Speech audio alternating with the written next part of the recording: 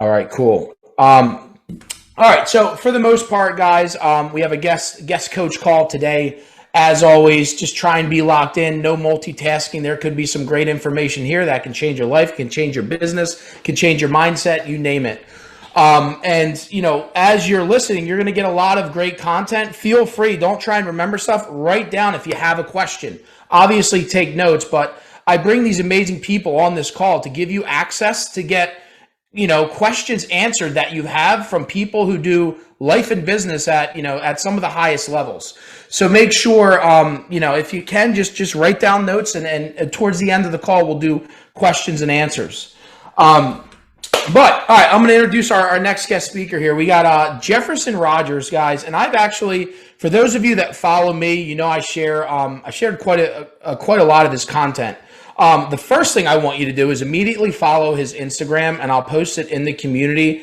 It is literally like going to entrepreneurship college, and it's in 1 minute clips, which is the way I want to learn.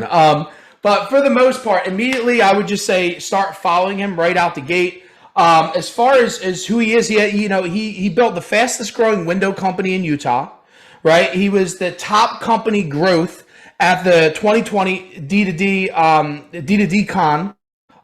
He grew his window replacement company from zero to over $35 million in 4 years. He's the author of a book called All In and the All In podcast. So as always, guys, I know you guys are very good with purchasing books from our speakers, following their content or their podcasts, interacting, all that good stuff. But with that being said, too, as I follow him and as everybody that we bring into the harvest, I want to make sure that every one of our speakers also crush it in life as a father, as a mother, as a husband, as a leader, right? They're winners on and off the field. And this is exactly what he examples when you follow him. So that's another, outside of all this business stuff, what really also attracted me is just the person that he is. And it all didn't start with sunshine and roses, which is what Jefferson's going to talk about. Now, as far as what you're going to get from this call, these are the bullet points I have, right? Is mindset and proof of what could happen if you go all in 4 years, right? That's the first thing that you're going to get from this call. Habits and rituals that help you win, right? Because we all have these big goals, but it comes down to our habits and rituals every day, daily. Breaking limiting beliefs and business growth strategy. Now, you're probably going to get more than what I just named, but I always like to set you guys up to know what my intentions are for you for this call. So with that being said, I'm going to shut my mouth and go to this amazing speaker, Jefferson Rogers. Jefferson, I know we're in a different time zone, brother. I want to thank you first and foremost for taking the time to pour into our community, brother. I am very, very grateful for it, man. So thank you so much for that. Thanks for the intro, Devin. I appreciate it. And thanks for having me on the harvest this morning. You guys ready for some golden nuggets? That's right. That's right. And guys, hit up in the chats too, all that good stuff. And I will try and make sure that I am very intentional with, with making sure you guys got your questions there. So Jefferson, as I mentioned, a part of your story, you weren't an entrepreneur from what I believe you told me or what I understand. It's not like you've been in business for a very long time. In fact, not too long ago, you were in a very, very bad place mentally, physically, spiritually. You were just going through a lot. So can you kind of share with everybody like what your beginning looked like and how this all unfolded? You bet, man. Yeah, it's been 4.5 years, just a little over 4.5 now. I've been counting down because it wasn't very long ago where I wasn't really all that comfortable talking about this stuff because it didn't seem like I'd earned the right to talk about it yet.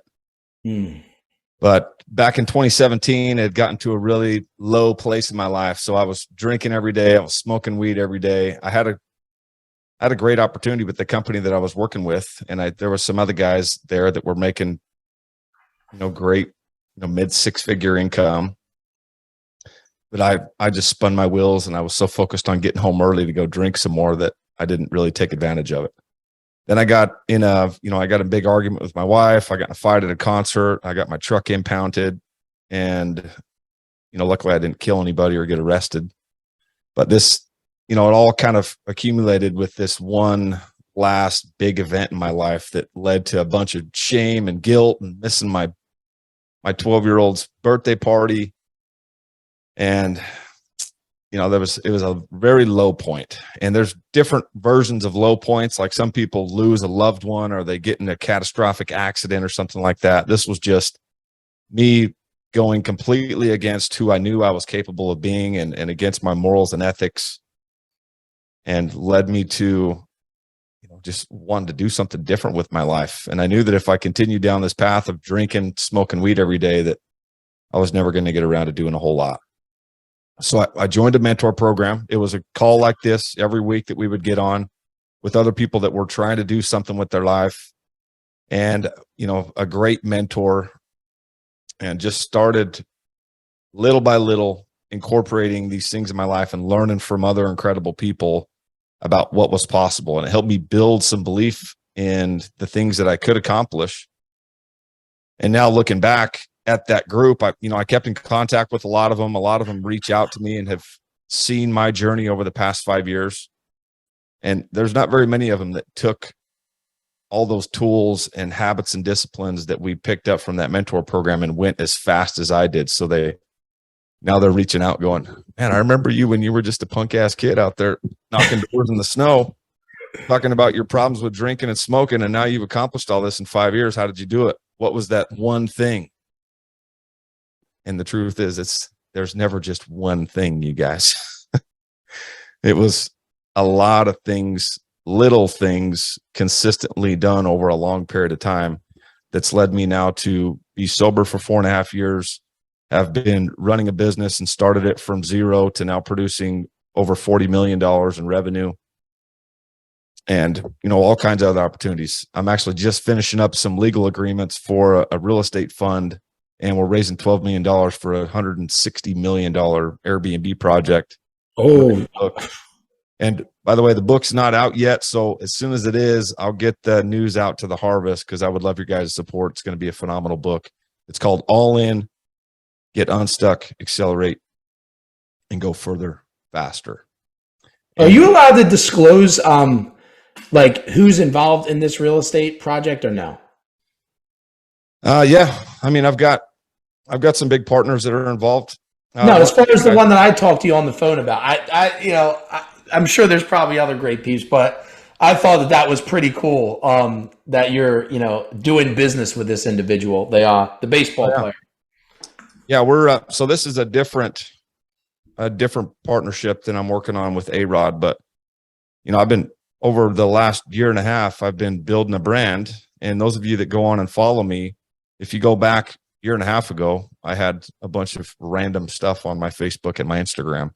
And then I just turned it up, started working with a social media company and a videographer. And every week we film 2 to 3 hours worth of content. And then we just clip it up in little 1 to 2 to 3 minute clips and put it out on Instagram. And I had, like 2 months ago, I had A-Rod reach out to me. And I thought it was we all have like these scam people that reach out to us and want to talk about Forex and helping us with our social media. But A-Rod reached out to me, and it had that little blue check mark next to it. And people get crafty. I wasn't sure if it was faked or not. And then I started looking at it. I was like, holy shit, this is A-Rod. The hell is he reaching out to me for? But, turns out he wanted to, he's working on going from, I think he has like 1.5 billion in real estate right now. He wants to grow to 4 billion in real estate. And one of the ways that he's doing it is partnering with people like me that do these syndications and are good at telling stories and getting in front of people and attracting good quality people into an environment where we can talk about real estate. And so we're working on a partnership right now for raising money for multifamily. So, and it all came from just investing in myself, and over a period of 4 years, going hard and working 18 to 20 hour days, personal development, reading books, waking up before the sun comes up. And there's just all these simple things that if you do them consistently for a long period of time, they create incredible results. So I want you guys to not miss. I know in the Harvest, we hit on all the time, building your brand on social media, being present on social media, getting people to like, know, and trust you on social media. And Jefferson, like you said, we have people that are executing it and literally seeing massive results. right? But there are still people that aren't doing it at a high level. So I want to try and help them. This is no judgment, but there could be some mental blocks or whatever it is that's in your way from being more visible on social media. And the cool thing, Jefferson, is, I see everybody like within the harvest, and I'm like, man, you're probably the life of the party when you go somewhere, right? And you have charisma. Everybody wants to talk to you, but for some reason you have this like limiting belief to promote yourself and to be visible on social media. So what was that like? We just heard that because he started making that decision to put out content, 1 to 3 minute videos, it attracted Alex Rodriguez. Like, in your mind, have you ever even thought that was some type of possibility in a free? I mean, social media is free. Yeah, you may have to make an investment to do videos, but I also know people who use their iPhones and they still get massive results. So did you go through any like was it easy for you to switch it on and start recording content? Did you have some like mental struggles that you had to get by? And was there any tactics or strategies that help you like break that mental barrier and just record the clips? Absolutely. Yeah. When I first started, if you go back, Instagram wasn't around really, or maybe it was, but I wasn't using it back in 2017. But I've still got my page opened up. So if you scroll back through all my content to 2017 on Facebook, one of the challenges that was a part of that mentor group was getting out of obscurity. And you didn't have to do any of these things. It was just it was a group that we met like this every day. There's no like accountability. There was no like individual one-on-one coaching. You had to hold yourself accountable. And that's why there was, out of 200 people in that group, I was such a standout because I held myself accountable and I did all the challenges.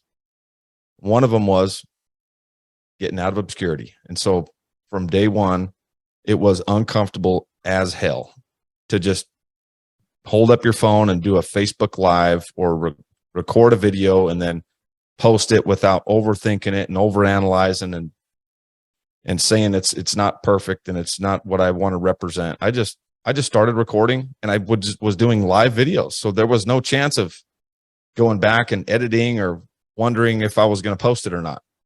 It was just post, don't even think about it. Who gives a shit what anybody thinks? And as I get more polished with this thing, I'll feel better about it.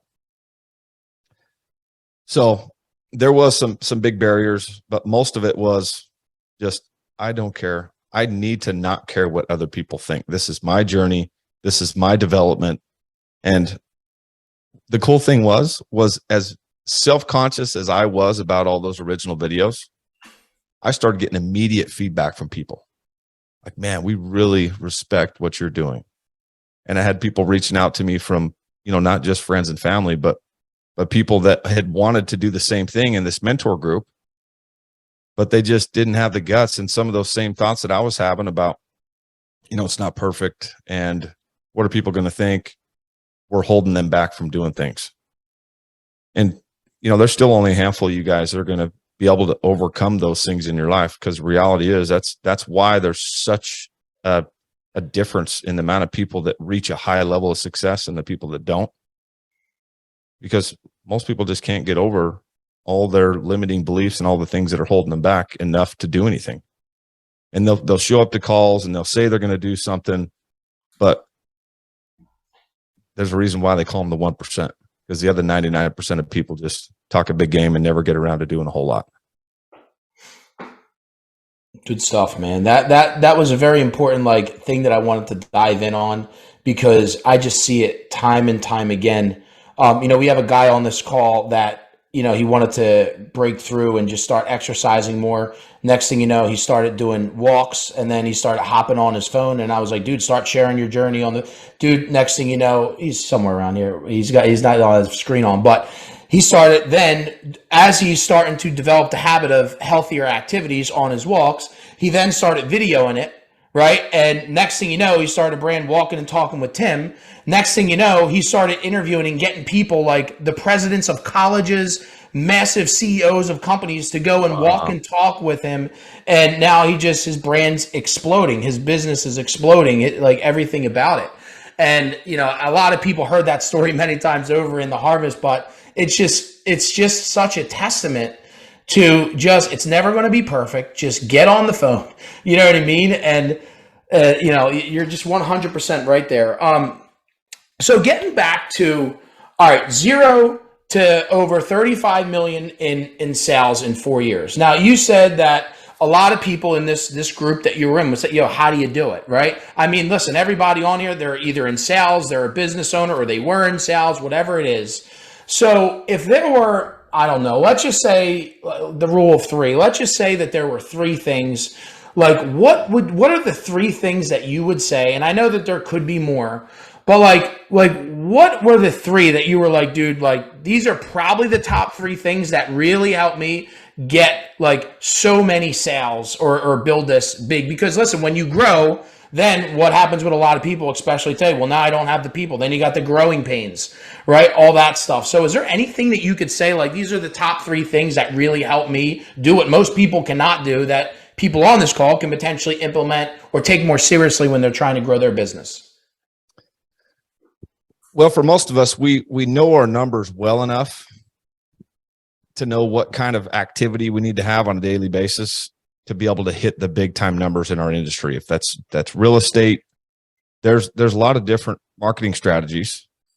And if you're starting from a place where you don't have a whole lot of leads, you got to do like I did, just go out and knock doors and go out and create the leads, get in front of your target market and develop a pipeline, and then get really good at following up. So the one thing that I did was I knew my numbers. I knew how many people I needed to talk to be able to get a sale, and how many sales I needed to get to be able to make, my original goal, one of the very first goals I ever wrote in my goal book, it's laying on my nightstand, was,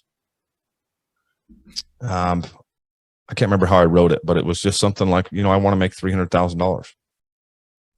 And then right below that, and on the following pages, I had written out and like reverse engineered exactly the amount of activity that I was going to have to do at that stage of my career to be able to hit $300,000 in income.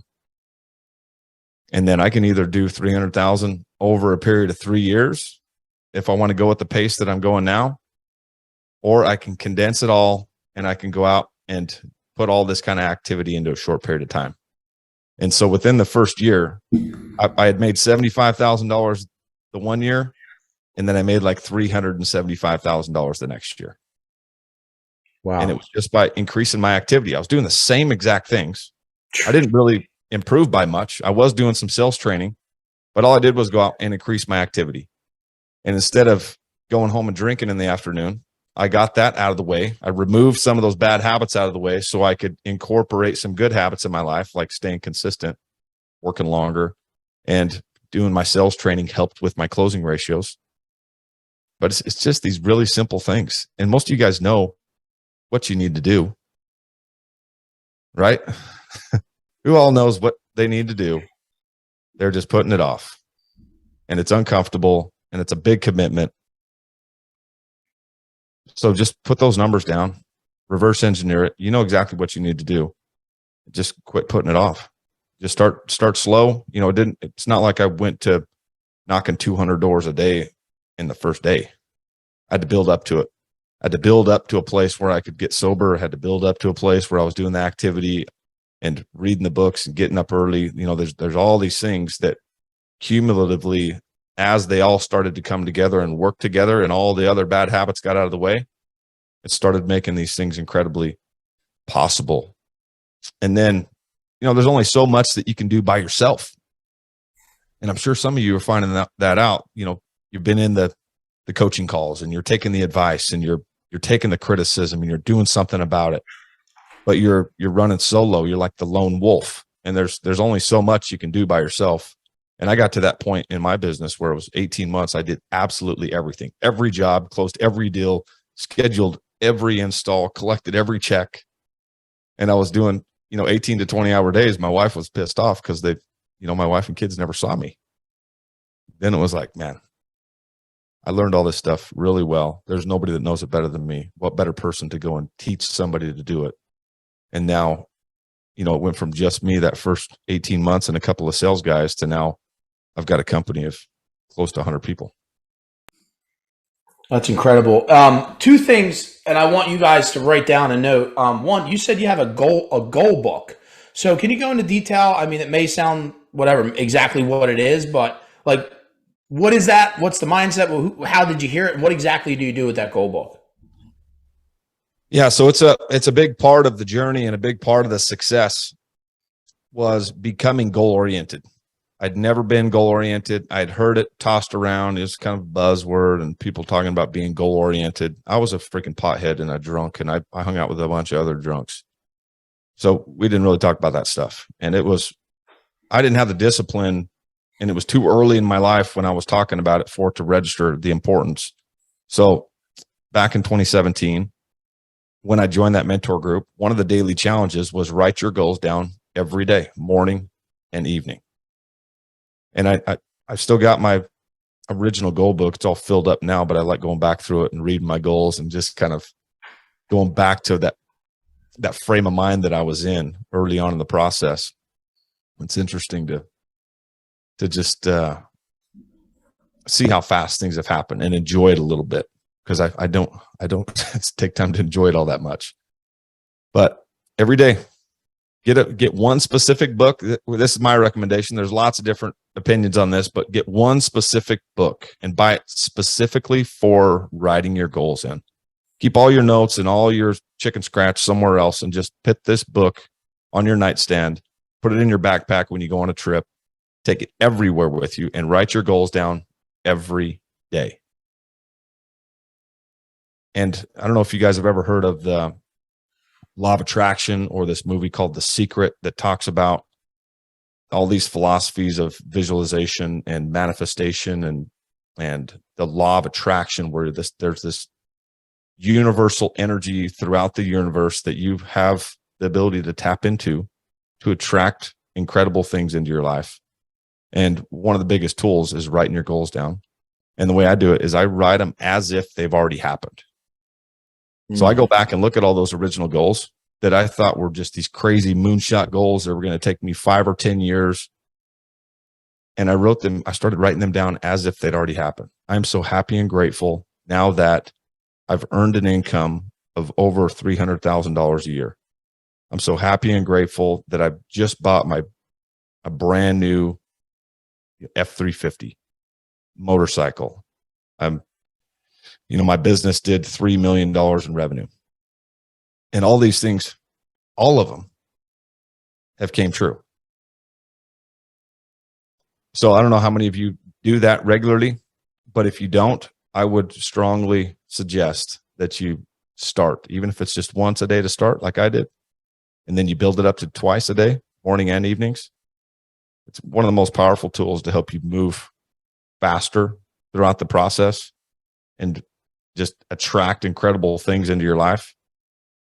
Of course, you got to go put the action in, put the work in, but that's a big part of it, is having a vision, having a goal, and then working in the direction of your visions and goals. You got to do the action in attraction, right? In order to make this stuff happen. Or Dave, which I believe at some point you're going to be co-hosting with him, he always says, you got to match it with the law of Goya, get off your ass, right? That's the only way the law of attraction works, right?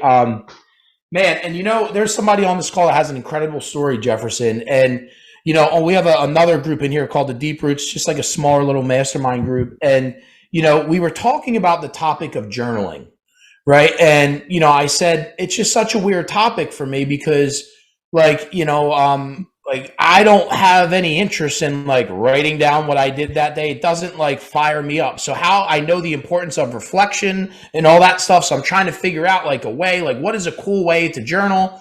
And Jim Butts actually had a pretty cool story because Jim, you want to tell that story about that book that you found in the past? Because it also just you go back and look at old pictures, you can reflect on how far you come or the changes or life-changing moments. And this is why it's important. Jim, you want to briefly share that story? Sure. So I have a similar past to you, Jefferson. It's just been a long time since then. So I found from 1993, I found my first college notebook when I was in a community college. active addiction through one of my like couple of week clean time things.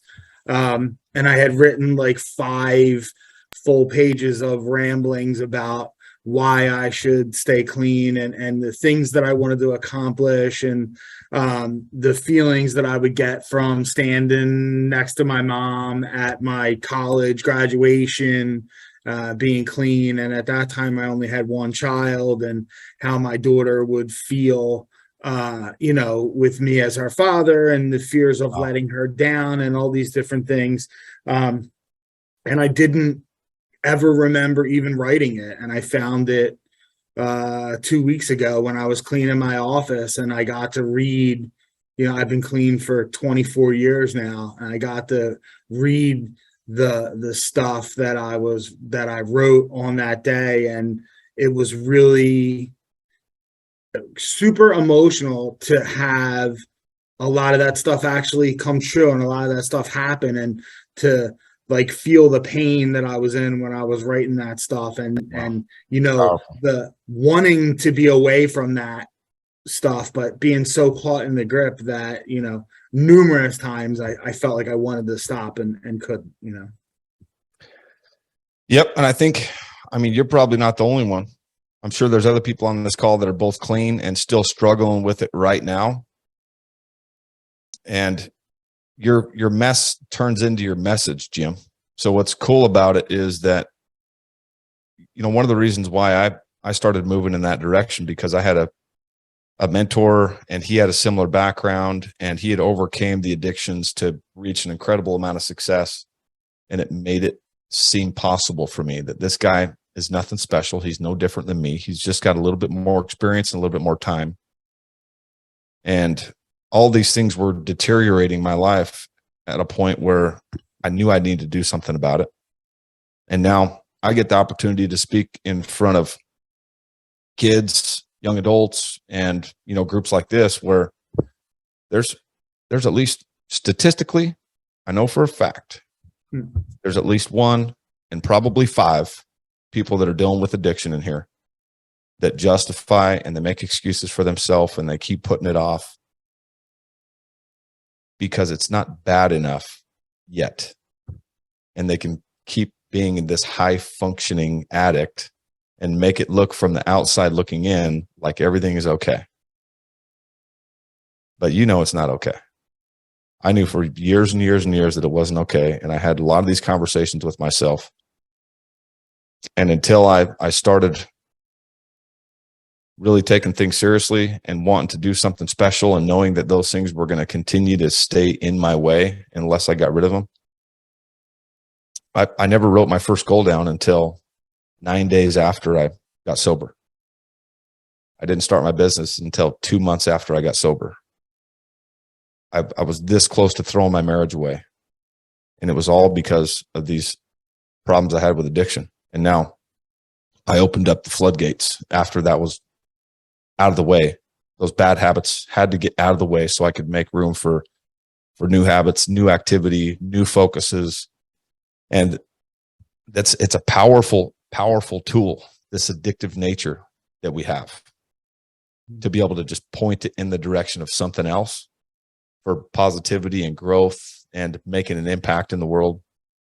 So I challenge you, if you are struggling with it, or if it's something that you have already overcame, but you haven't truly tapped into that same energy yet for the forces of doing something just incredible with your life, you've got it in you. Everybody in here was meant to do something great. It's just whether or not you've tapped into it yet and made the commitment for all the activity that it takes to go to the next level. Man, another point that I wanted to share with you guys that he's been saying a lot is he's talking a lot about things that he's subtracting from his life. And I want to share with you guys, yesterday, Tuesday nights, I'm on like a faith-based small group call, and one of the guys said a question like, what tools, he gave an analogy, like, I'm starting to get better. Like, hey, if I see a light needs to be fixed, mentally in my head, I say, all right, what tools do I need to make this easier to fix? So talk about their spiritual journey. He's like, what tools do you have right now, right, that help you stay consistent on your spiritual journey. So a few people started talking. One of the guys, we're on there, he's like, listen, man, like, I love all the things that you guys are talking about. It's right.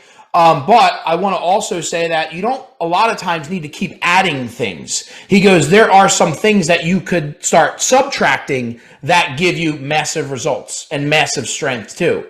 So he's talking about certain habits, certain people, certain excuses, certain limiting beliefs, certain environments being around.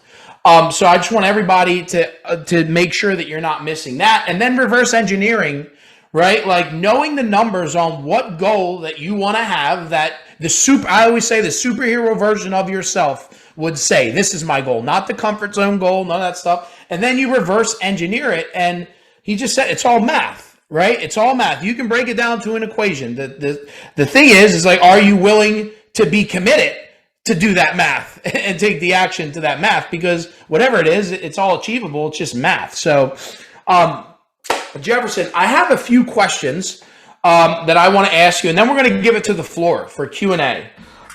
So how this is going to go is I'm going to say a statement, and I want to know what your response is to this. Because a lot of times when I follow your content on Instagram, guys, I will say it 5 more times. Please make sure when you're off this call, you follow him on Instagram. You're just always giving answers to people's questions, entrepreneurs' questions, problems, all that stuff. So I just wrote down a few questions that I feel will be helpful for a lot of people, for myself too, because I don't have this shit figured out, and I listen and learn from the members of this community and our speakers just as much as you guys. So I'm going to run through these questions, and you let me know what your thoughts are. All right, first statement.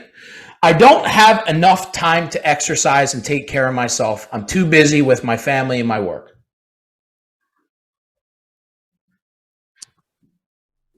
Bullshit.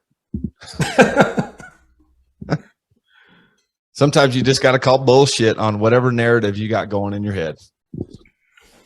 Because that's the same message that everybody has for themselves until they get up to a point where they're tired of the excuses and they do it anyways. I was one of them. I got married back in 2010, and when I met my wife, I was going to the gym every day. I was riding my bike 25 miles a day. I was committed to doing something different with my life.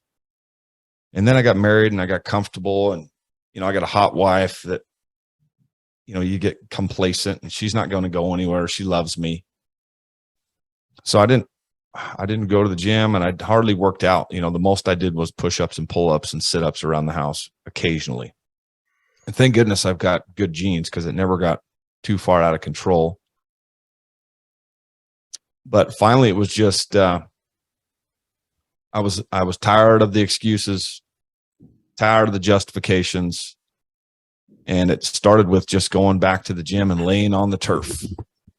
I just go lay on the turf. I wanted to stretch. I just read Can't Hurt Me. Probably most of you have read that one. David Goggins wrote a phenomenal book. And one of the things he talks about in there is the importance of stretching that he didn't know a whole lot about. But when he started stretching, it changed everything for him. And I was never a stretcher. So now over the past 3 years, after going to the gym for the first 3 months, getting back into it just to create the habit, I would go for 30 minutes and I would go lay on the turf and stretch. And now it's turned into, let's see here. That was last year in June, I prepared for 100 days straight. I used a coach, personal trainer, and I went and joined a competition for a physique competition. And it was just it was a small venue and smaller amount of people, but I still won. So it was a big challenge that I put up for myself. And now, me and my wife went to the gym at 5 o'clock this morning, and we've been going together for the past 2.5 years. But it's just an excuse. You've got time. I put in more hours than most people that I know, and I still make time for it. And I still get plenty of sleep, and I still eat healthy, and I still spend time with my kids, and I do everything that I need for all of my partnerships. There's always time. You just got to audit your time and make sure that you're always doing something productive with it. Because y'all know that there's a lot of time spent scrolling And there's a lot of time spent watching TV and football and other sports and a bunch of bullshit that isn't getting you anywhere. So if you really were serious, it's just an excuse. Audit your time and make sure you're always doing something that's going to move you forward. Good stuff. Next, I don't have the money for marketing to grow my company. For marketing. Okay. So depending on what industry you're in, there is, if you're in an industry where you can't go out and generate enough sales to have some extra money to do marketing, that's one thing. And you may want to just reconsider what the hell you're doing if you can't make enough money that you can put some money into marketing. But the reality is, whether you want to put money into marketing or you got to hire some additional people to help offset some of the extra time that you spend doing things that aren't producing revenue, either way, you're going to have to separate from some of the money that you're used to putting in your bank account for you to have an opportunity to make more money. So marketing, for me, it comes later on in the process, but first you should be thinking about building a team. And taking some of the things that you're not all that good at, that you don't enjoy, and hiring and developing people that can do those things for you, even if they're only 80% as good as you. If you have 3 people that are 80% as good as you, that's still 240% compared to 100%. And now you've just freed up a whole lot of your time that you can go do things that you enjoy, that fire you up, that are going to help produce more revenue for the company. And now you've got some extra money that you can put in to marketing. So it's all an excuse. And the reason why you're in a group like this is so you can be exposed to other people that are doing it, other people that don't make excuses. So you can realize that all these things that I've been telling myself for so long, all the justifications that just seem normal, and everybody that I'm used to hanging out with that does the justifications and makes the excuses, and it just makes it seem normal that I should do it too.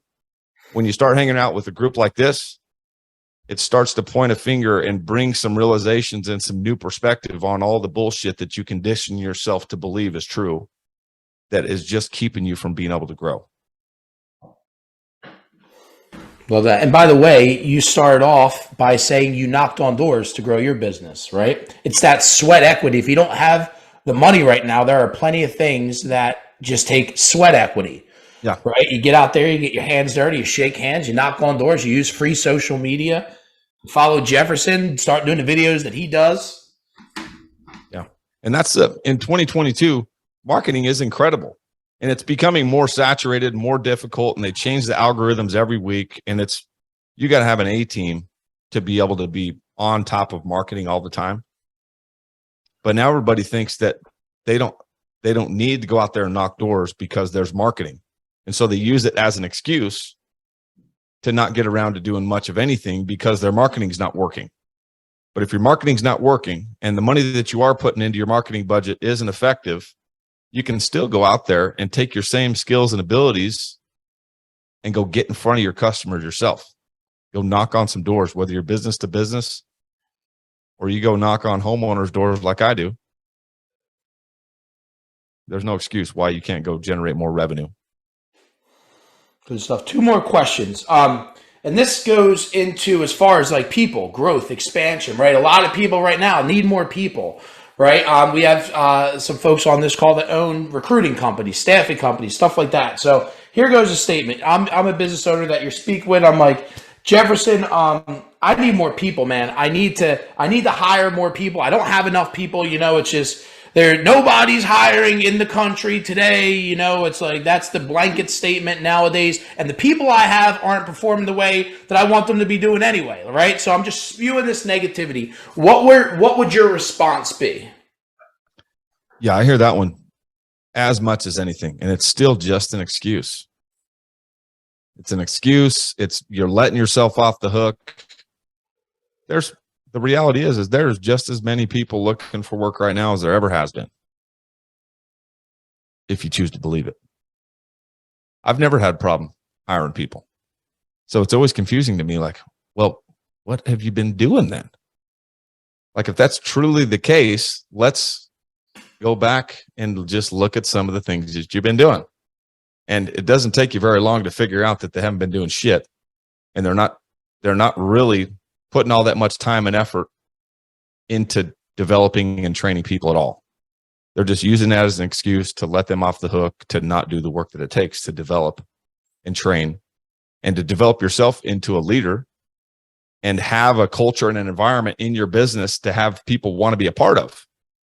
So there's a couple of things that you need. If you're struggling with work or with finding people to work for you, if you don't have a place that people want to come to work for, and there's just it's kind of like a drag, and there's negativity and there's other negative people working there, you bring an A player into that environment, they're going to know within a very short period of time, just because the energy, that this is not the place for them. So quit blaming it on other people and look back in the mirror and start doing the things that are going to create the environment and the culture and become the leader that people are going to be attracted to and want to work for. So I'm not claiming to know it all or to be developed to a place where I'm happy with. I'm continually developing myself and working on myself as a leader and a communicator and working on my culture and environment. But one of the ways that I've been able to grow so fast is there's a book called, one of the books up here on the shelf is called The Success Principles by Jack Canfield. And the very first success principle, who knows this one? Who knows this one? Let's see, raise your hands. Oh, come on. Give it to us, baby. Very first success principle is take 100% responsibility. No more excuses. No, in any area of your life. Never again. Let it haunt you for the rest of your days. Whenever you start to make an excuse about anything, take 100% responsibility. I don't ever want to hear anybody say it again, but reality is everybody fucking says it every single day. I'm having such a hard time hiring people. People are so hard to find. You can't try and develop people these days, and it's them. The person saying the bullshit is the reason why it's not possible. And they keep repeating it over and over in their heads, which makes it even more of a reality. Got it. So as far as it seems to me, especially in your market, with the way that you show up on social media, with the brand that you build, it seems like you're attracting people that want to come there. So as far as like an answer for bringing more people into your company, obviously create the environment first. Make sure that you have the energy, you have the leadership, you have the environment first. But let's just say, dude, I feel like everybody here, like whatever, everybody's good. It's just, I don't know. Like, what are some strategies that you see business owners do to get people at the interview table, whether it's hiring a staffing company or anything else that you're seeing to get interviews at the table? So yeah, it doesn't happen overnight. You have to develop yourself. It's not like you're going to pick up. I've always been impatient with things. I picked up the 5 levels of leadership back in 2011. And I was like, I'm on my way to being a great leader and a communicator. And it turns out it took me another 7-8 years to be worth a shit at communicating and having patience with people and to becoming a leader that people wanted to follow. So if you're at a place right now, the reality is there's no quick fix. There's no easy answers to this. You have to put the work in to develop yourself, develop your company and your culture into something that people want to be a part of. And there's no quick fix. But if you're in a decent place right now and you've got some good people, there may be a little bit of funny business going on and some negativity and maybe a little bit of cancer that you need to get rid of.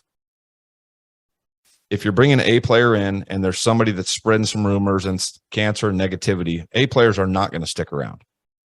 So no matter how good the interview process is or the kind of staffing agency that you have to get in front of them, as soon as they step in the office and feel all that energy, they're gone. Yep. So first step, it starts with you. When I step into an interview, I mean, the majority of all the people that work for me have all came from referrals or people reaching out to me on Instagram or Facebook or LinkedIn, and they want to come work for a guy like me and a company like mine that has a great culture to be a part of.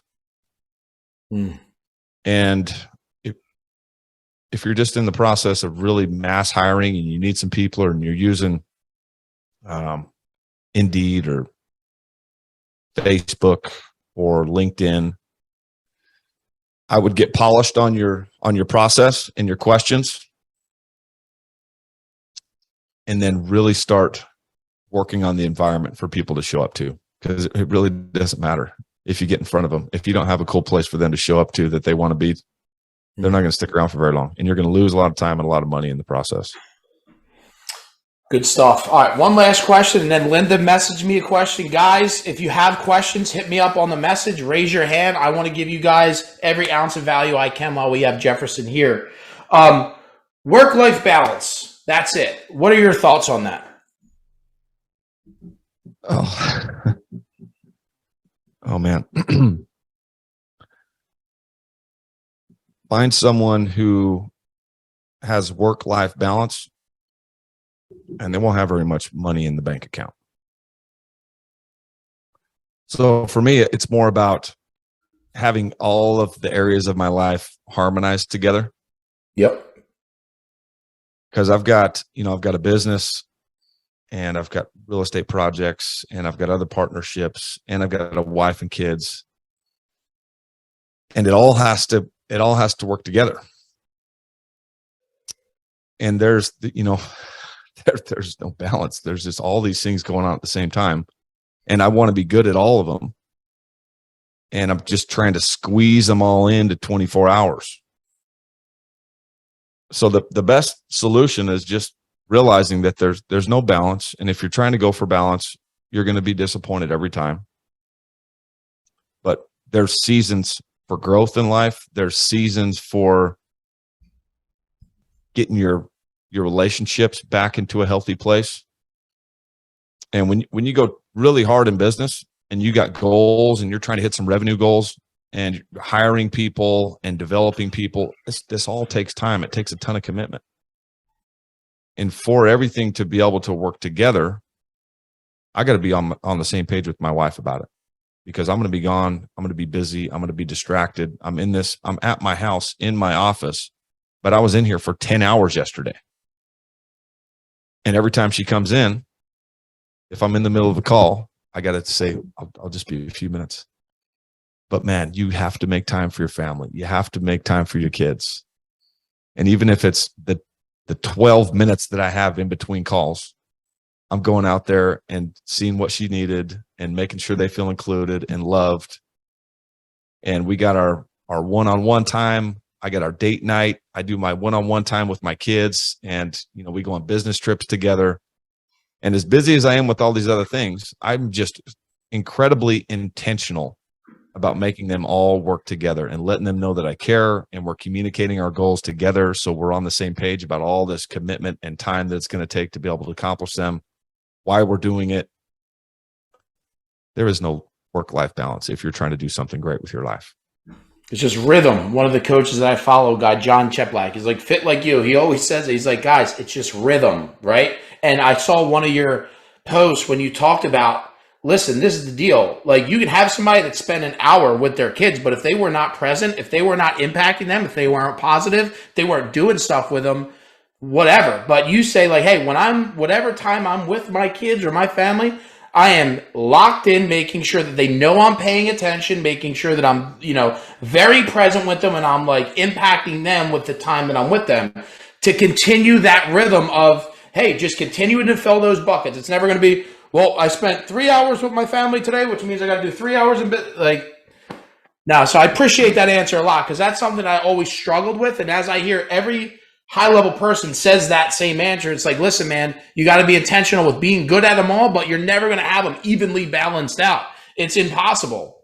So good stuff. Let's go to, all right, Linda. I said we're going to go to Linda, and then Kevin the Duke, and then Mr. Butts has a question. So Linda said, how do you reconcile letting yourself and others down and forgive yourself? So Linda, did I read that right? I just want to make sure that I didn't butcher what you just asked. Yep, Perfect. Hi, Linda. So I had a lot of things hanging over my head, and I let a lot of people down. 2017, I just had enough. You know, I'm doing a docu series right now that's called The Unbreakables, and we're interviewing people that have had these big things happen in their life that could have broke them. And there's a lot of shame and guilt, and you let a lot of people down. And most people, the reality is, will use it as an excuse, and they'll continue to go down this spiral of guilt and shame, and they'll feel sorry for themselves, and they've got a victim mentality, and then they repeat the same patterns over and over and over. But you also have a choice, and you don't have to go that route. So for me, it was, I know that I'm meant to do greater things. And I know that that's not truly aligned. And I know that I don't want to make people feel like that. I hate how I feel when I make people feel like that. And I just made a choice to go the opposite direction and to build credibility with people and build trust. And I don't ever want to let anybody down again. And now, after you string a long period of time together of not letting people down and living up to your word and being a person of high integrity, you have an incredible amount of confidence. And you walk into a room, and you may not be there right now, but you know that you have it in you to be be a high energy person and to be the life of the party. And if you don't have some of these other things in line, if you don't have your own personal integrity dialed in, and you're keeping promises to yourself, and you're living up to a level of the potential that you have, you're not going to have the confidence and the true energy to go in there and be that person in that type of environment. So when I go into a room now, I haven't always had this, but now it's like, it just frees you to be who you are and to be completely confident. And there's no distractions. There's nothing hanging over your head. And it just takes time, Linda. It takes time. You got to string the days together, and they turn into weeks, and they turn into months, and then they turn into years. And then the confidence just gets incredible from the long period of time that you've put into developing yourself and keeping the promises. Awesome. Thank you. That help, Linda? Perfect. Let's go to Mr. DeDuke. Speaking of hiring specialists to make a health transformation, I want to give you a shout out for taking that on too. Incredible progress, man. We're all proud of you. But fire in your question.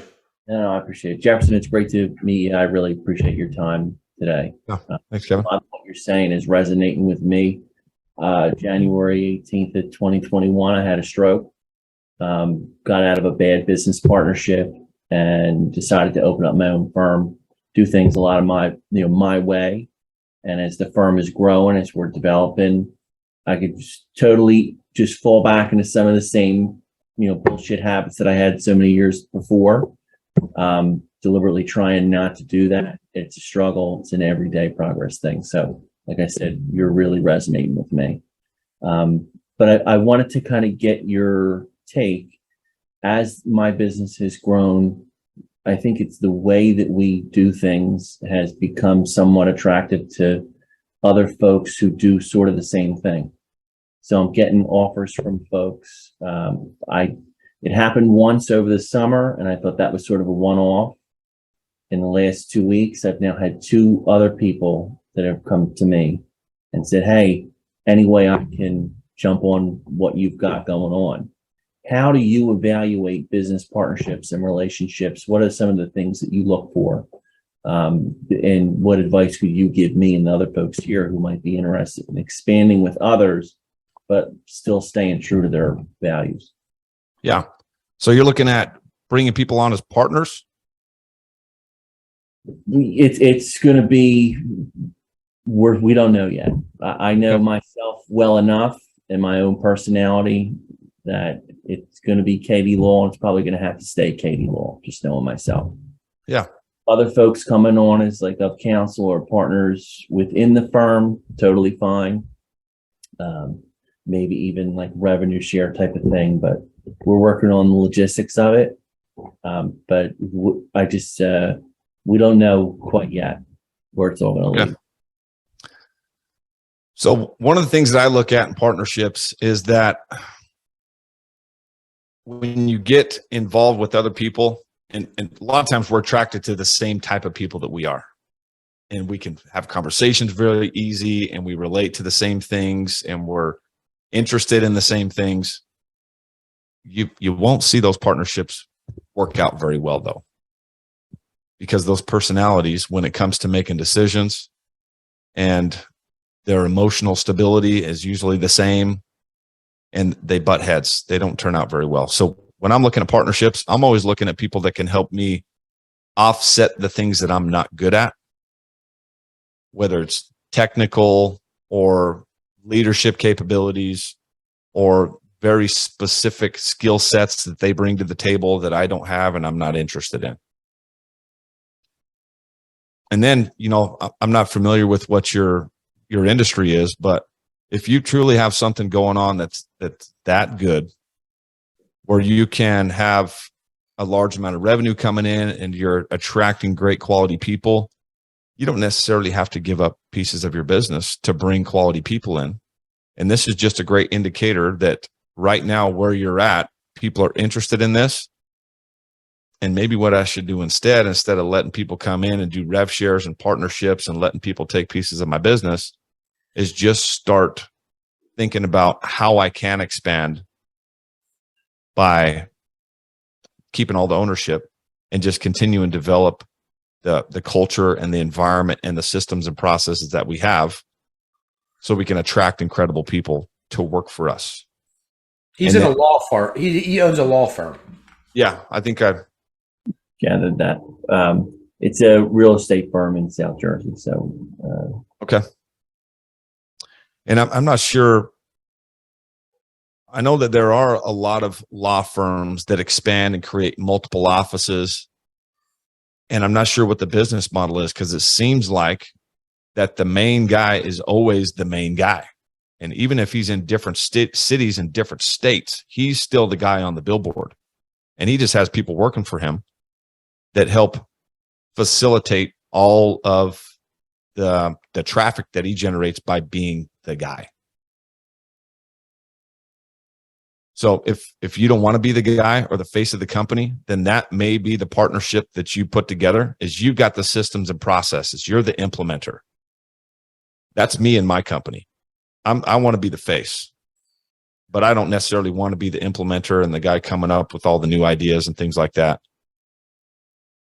I need help for that, because those are some of the things I'm not good at. Maybe that's you though, and you need a partnership that's somebody that aligns morally and ethically and is family oriented, all the things that are going to make a good partner in your mind, but can also offset some of the things that you're not good at in being the face of the company. And then you guys partner up. He's the one doing all of the flashy stuff, and you're behind the scenes making it all work. Those are the kind of partnerships that you want, are the things that you can help offset the things that the other person isn't good at. Thank you. I appreciate that. Yeah. Kevin makes too much noise to be in the background. He's got a nonprofit he just launched. He does so much for the community, donates, all that good stuff. So he just started a nonprofit. But Kevin, and is that in line with the conversation of visionary and integrator too, or probably not, because they're part? I don't know. It is. Yep. Yeah, there's a test called the Wealth Dynamics test. And I've got a pretty good balance of both a visionary and integrator. So, I'm very creative, and, I started my business and was able to implement all the systems and processes and do all the sales and come up with all the new ideas. But now I just know what I'd love to do the most. And the integrator part is my favorite. So I have a COO that works for me, and he's incredible, and we work well together. And I come up with the ideas, and we talk about them together and come up with a game plan. And he's the guy that brings it to reality. Good stuff. Hey, guys, hope you got a lot of notes on here. Hope you got a lot of value. Jefferson, this was as awesome as I thought it was going to be, my friend. I appreciate you, and I'm so grateful for you to come in here and impact our community, and forever who watches the recording in the future, man. This is just great. And guys, everybody on here, as always, follow Jefferson, share the call, tag him, shout it out to your networks. We'll let you know when his book comes out. Follow his podcast, and like I said, his Instagram is a gift. It's like going to a university, a virtual university. So make sure to follow him on Instagram too.